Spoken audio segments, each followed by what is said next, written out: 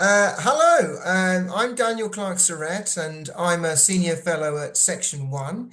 And we have with us academic, writer, author, teacher, and lawyer, Peter BIRO, but most importantly, president of Section 1, which is committed to an end to democratic backsliding. This week has been quite a momentous week in this regard. Of course, we've recently had the election of Donald Trump, but we've also had a near coup in South Korea, which is a perfect example of what we're talking about. And possibly we're facing the collapse of the French Fifth Republic. So there's a lot happening at the moment. Now, Peter's going to talk about the following theme: liberal democracy to elected autocracy. So I suppose the first and obvious question is the US or Canada currently a liberal democracy or an elected autocracy? Well, first of all, thanks for this conversation. It's always a real pleasure to talk with you. And I hope it will be more of a conversation than a one-sided interview. But starting with the United States, in short, I believe it is now well on the road to being an electoral autocracy. Canada still looks on the surface like a liberal democracy, but as you know from things that I've read and from our previous conversations, and this conversation will kind of flesh this out a little bit more. Liberal democracy, in my judgment, exists inside the minds and the consciousness and the sensibilities of its citizens, much more than it exists in the laws, the institutions, and formal processes of government. That's not to say that laws and institutions and constitutions and processes don't embody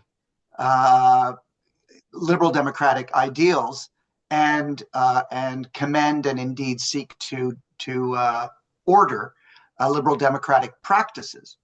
But liberal democracy is a value system to which citizens, all citizens, and of course, especially leadership, people in positions of leadership, regardless of this, the type of democracy we're talking about, adhere to those values and insist on being accountable to those core values and are guided by the principles of liberal democracy. So, that's the first sort of question you put. But the United States clearly well on its way to being an electoral autocracy. And I can expand on that, but perhaps you want to jump in with another question or an observation. Well, I suppose devil's advocate, people would say that it was a fair and free election in the United States, and that the United States has full separation of powers. So perhaps you could respond to that point. And also, why do you think that citizens in the United States are receptive to Trump's message? Because I suppose, playing devil's advocate, people would say that, obviously there's economic issues. People are concerned about immigration. They don't think the elites are listening to them about that. They feel that identity politics is not responding to their concerns. And in the American context, they may feel in some cities that there's lawlessness, that the defunding of the police movement is leading to a lot of crime on the streets. So people may say that they can see what you're saying, that they're electing someone who, essentially launched an insurrection on my birthday, but nonetheless, they need an outlet to express their concerns, and that is essentially what democracy is about. I mean, what would you say to the people who say that? Well, first of all, we're going to talk a lot about Trump, but I want to be absolutely clear. This is not really about Trump, even though he becomes the kind of poster child, if you will, for sort of the phenomenon that we'll be discussing. Secondly, let me say, yes, even if we suppose that the election in the United States was a free and fair election, let's not forget the admonition of people like Stephen Levitsky and Daniel Ziblatt in their well-known book now, How Democracies Die, that democracy dies at the ballot box, not at the end of a gun. I mean, it also dies at the end of a gun, but by the time you're at the stage where guns are are out, and we're looking at overthrowing governments with the use of that sort of force, we're far beyond the sort of backsliding that I'm contemplating here. Democracy dies at the ballot box. So supposing that Trump was freely and fairly elected, the issue is not that, nor is the question one that is indifferent to the observations you made about the grievances, the legitimacy of the grievances of large sort of swaths of society, okay? Legitimate grievances for a whole host of reasons. Some of them, coerced and manufactured, engineered might be the better word, but many of them absolutely legitimate. I mean, the grievances fundamentally flow from the failure of liberal democracy in the post-war period to keep its core promises. I'm mindful, given your observation of and I don't know if I'm going to get this right, but a very interesting observation that the political scientist Samuel Huntington made in a book that was published in around 1980 or 81 called American Politics, The Promise of Disharmony, in which he observed that critics say that America is a lie because its reality falls short of its ideals. And his response to that was, no, it's not a lie. They're wrong. It's not a lie, it's a disappointment. But it can only be a disappointment, Huntington said, because it is also a hope. So, but all of that is more by way of, examining the social psychology at work in the backsliding that takes place. All right.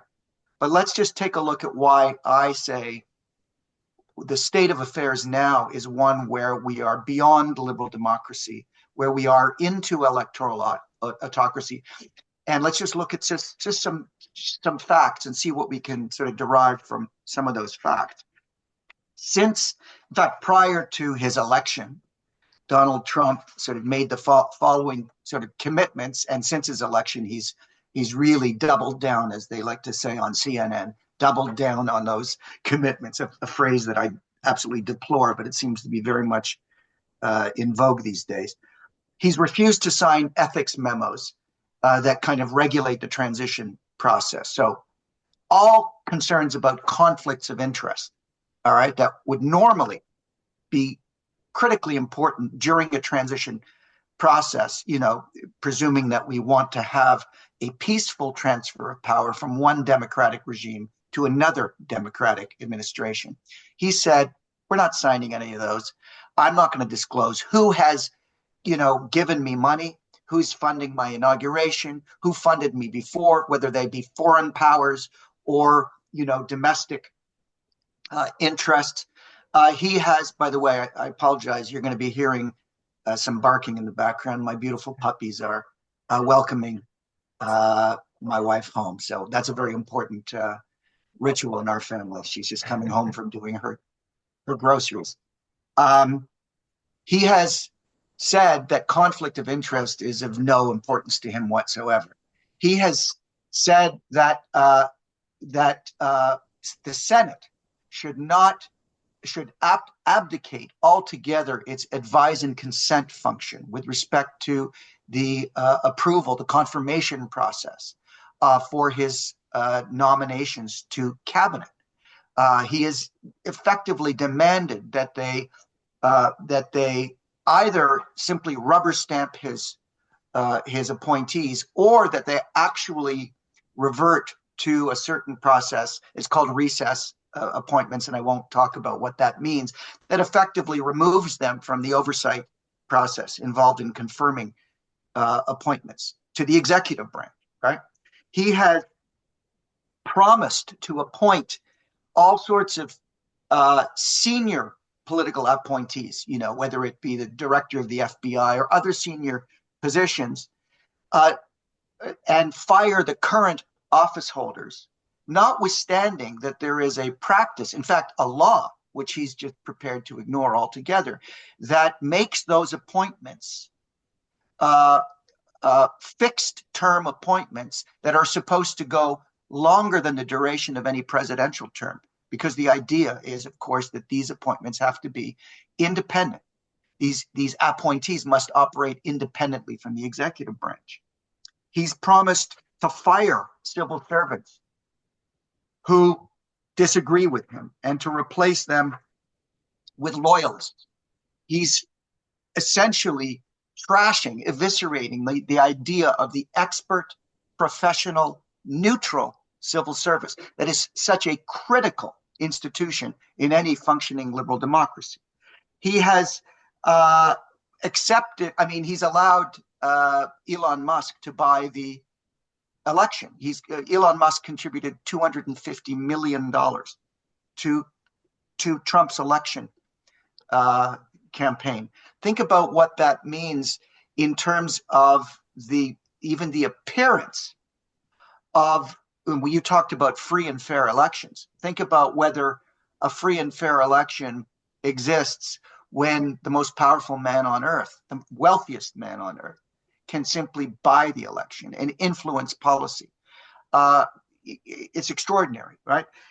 He has promised measures, including the imposition of tariffs and all kinds of other things, which from a policy standpoint are fair game to discuss, but the manner in which he has promised and undertaken to impose them flagrantly contravene existing international treaties, all right, and trade laws, right? He has promised to weaponize the Justice Department and the FBI to undertake what he himself has referred to as his own retribution campaign, all right? And he has named appointees, or prospective appointees, who are antagonistic to the very agencies, the very offices that they are being appointed to hold. And of course, let's not even begin with the nepotism. Now, this is just the beginning. This is just a very, very short and very incomplete list of some of the things he's done. Now, what I want to focus on is two things. Number one, this is a strategy of democratic backsliding, of movement from a liberal democratic government to electoral autocracy that has been already tried, practiced, and refined and perfected elsewhere. The urbanization of Hungary. We're going to now see the urbanization of America. We've seen it in Turkey with Erdogan. We've seen it in other parts of the West, all right? And of course, not to speak about places that are not traditionally Western democracies, but which have still used the moral authority, if you will, that comes from borrowing the language and the packaging, the wrapping paper of democracy, democratic nomenclature, and democratic institutions to effectively undertake authoritarian transformation of society, right? What we see in the case of Orban himself, rigging elections, changing the electoral system, changing the constitution, undermining the independence of the judiciary in all kinds of ways that don't involve actually, Parliament or Congress or national assemblies taking any steps. And the reason for this is that Trump, like Orban, is not bothering to go through the normal process of accountability that would be involved in changing laws legitimately. He's simply demanding that the stewards of those accountability institutions, right, play ball with him, that they simply forego doing the things that accountable democratic government does when you have a separation of powers between executive and legislative and judicial branches of government. He simply got the participation of the stewards of those very institutions to play along with him.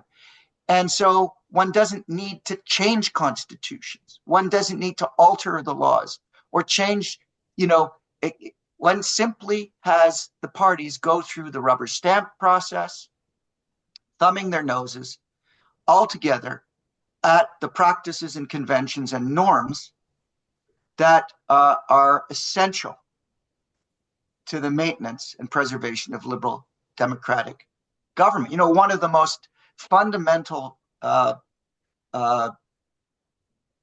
rules of really good liberal democratic leadership is that just because you have power doesn't mean you use it to the max. You always exercise power in the most restrained way possible.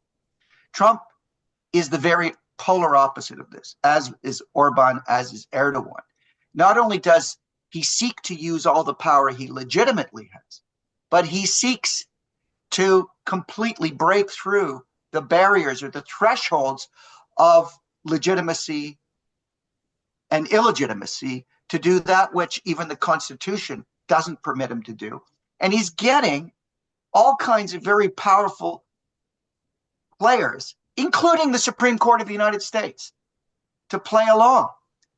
The immunity ruling, the presidential immunity ruling that came down, that is just an extraordinary departure from what both liberal and conservative jurists always understood were the limits of executive power, right? The guardrails around executive power in a liberal constitutional democracy. They were just, the court just ran roughshod over that. Now, I've just described some of the sort of tactics or some of the sort of initiatives, if you will, of the Orbans and of the Trumps. But what's critical, most critical about all of this is not what Trump is trying to do or what Orban tried to do quite successfully. It's that it's done with the tacit consent of the population, of the citizenry. That's what is important in all of this. That's the critical piece in all of this. A society is always going to have its aspiring autocrats. That's why you have accountability mechanisms in place. And that's why you have norms and conventions. You don't get angry with a candidate for aspiring to be an autocrat. You get angry with a system that allows an aspiring autocrat to get away with it, to fulfill his purpose. And we've seen this throughout. The Republican Party, way back in 2015, failed to do one of the fundamental things, perform one of the fundamental functions of political parties in liberal democracies. What was that? Filtering out aspiring leaders unfit for political office in a liberal constitutional democracy. It did the very opposite. So the tolerance for this departure from adherence to norms and conventions begins with those entrusted with the responsibility to ensure that those norms are adhered to, right? Are lived up to. So we have that breakdown occurring, and we have a societal breakdown where essentially there's an increased tolerance at the mass level for behavior and for a kind of revaluation, a transvaluation of values that would have been absolutely unthinkable not too long ago. Now, I want to stop and sort of let you intervene, but just to telegraph where I'd like to go is I want to talk a little bit about the social psychology that's at work here that makes all of this possible, and that that Section 1 as a think tank and a civics education sort of NGO, if you will, is focused on thinking about and addressing. Thanks, Peter. I have to say, that was very beautiful. Not what you were saying was beautiful, but how you said it was beautiful. Actually, I feel quite emotional about the attack on our systems. And you said something very important, which I hope that we can share with people. It reminds me a little bit of what people used to say, and I'm not making any comparisons, but what people used to say about the Weimar Republic. They said it was a democracy without Democrats, that it was Right. essentially an extremist system. That's right, a democratic system, but with extremists. I mean, you could say the same about Northern Ireland. It's subsumed within the British system, so people don't see it on the outside. But almost every political party within Northern Ireland, from Sinn Féin on the Republican, Northern Irish Republican side, to some of the Democratic Unionist Party, are all essentially extremists, and the moderate middle ground's gone. Again, Northern Ireland is a democracy without Democrats. I mean, I have to wonder a little bit, is this a case of Trump the individual, or is this systematic? Because you see a lot of people within the Republican Party who have traditionally been against him, people in the mainstream of the party. So is this something that will die with him, or die with his retirement or old age, or is this more systematic? I'm also thinking a little bit about, I shared an article, Peter, about which a gentleman called Lintz, he said that this was endemic in presidential systems because there's that kind of link between the president and the people. And that, the people elect the president directly. So the president feels that he has a mandate from the people directly, whereas in a prime ministerial system, the prime minister is kind of elected indirectly through the parliament. So the president can always say he has a mandate. Is this a danger of the whole United States and French and other presidential systems, which is that, the president can always say that they have a mandate and they don't have to listen to these gatekeepers? Is that a danger here? Yeah. And also, I suppose another point is this perhaps, and this is a criticism of all sides of the political spectrum. First of all, this is more about America, that they have a Supreme Court which is essentially isn't a judiciary, which is an arm of the politics. In Britain, when you get elected to the Supreme Court, it's entirely an opaque process. I have no idea what the political views are of the Supreme Court in Britain. No idea whatsoever. In America, people elect presidents in order to get people on the Supreme Court that they like. Isn't that inbuilt into the Constitution an abuse of democracy there in the very Constitution of the United States?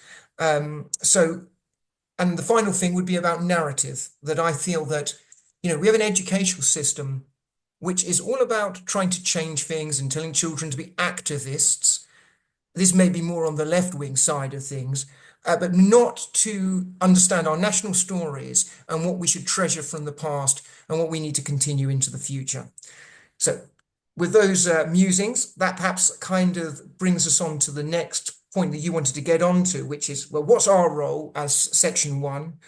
What can we do? And how does it tie in with the idea that we're trying to educate the citizens? Because as you say, the citizens have become undemocratic and are letting this happen.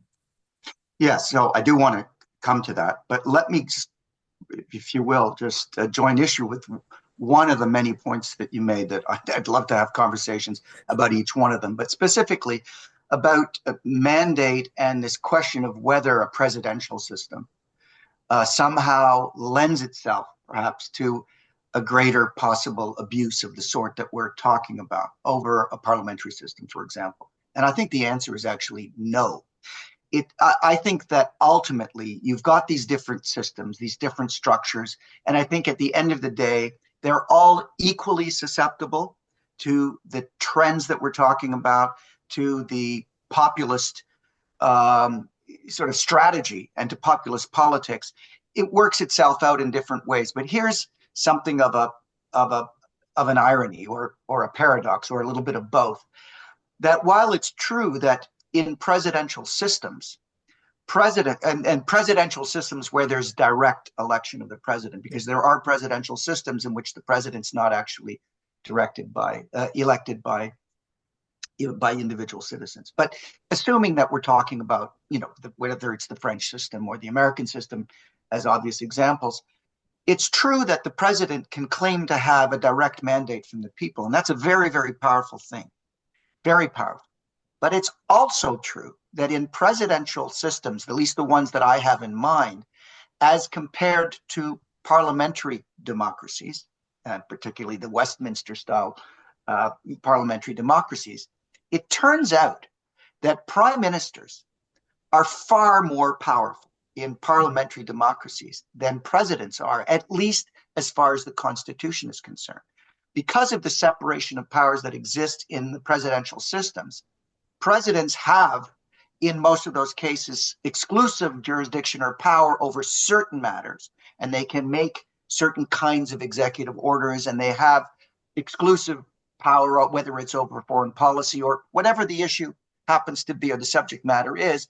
But it's also true that Congress or the assembly, legislative assembly, whatever it happens to be called, retains great legislative authority over a vast amount of the subject matter, and also preserves its oversight function.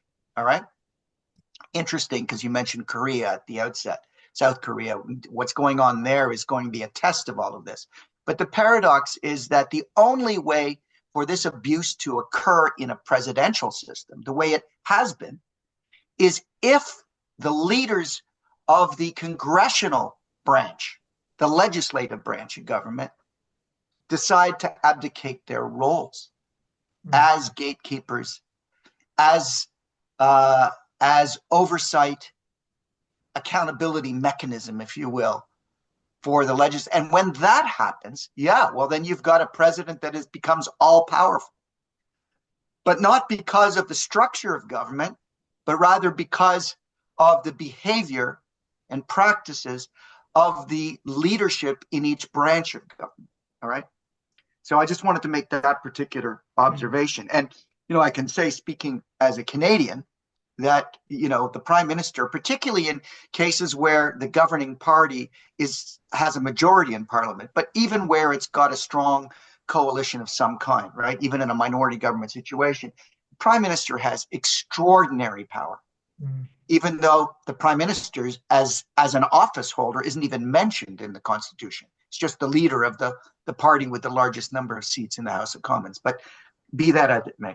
All right, let me just turn to the question of social psychology. I don't want to address it in terms of, in grandiose terms, as far as Section 1 is concerned. I mean, we are just interested, of course, in a perfect world, we'd like to educate the world, but we're interested in understanding what the problem is and at least pointing to potential solutions.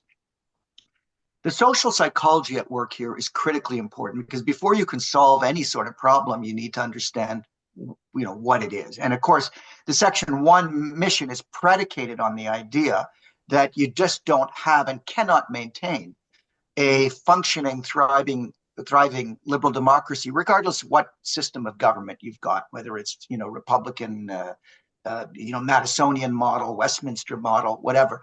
You can't have it unless you have what we call heroic citizens, well-educated citizens who are at a minimum conditioned to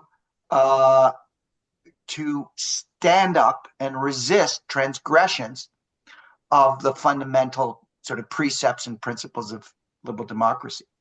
But before we even come to what that kind of conditioning might look like, and obviously people can turn to our website to take a look at some of the ideas that we have about this at section1.ca, is the question of how it is that the tolerance for democratic backsliding develops. There is something which the late senator, American senator from New York, Daniel Patrick Moynihan, called defining deviancy down. And the idea of defining deviancy down and it's a phrase that he's coined, that political scientists and commentators and social scientists have kind of taken up and used in the years since Moynihan used it. But the concept is, it's a phrase used to define or describe the tendency of societies to respond to destructive behaviors by lowering their standards over time, by continuing to lower their standards over time. And it's a function not of a conscious lowering of standard, as much as it is a function of the tolerance that develops when you are exposed to something repeatedly, it starts not to matter.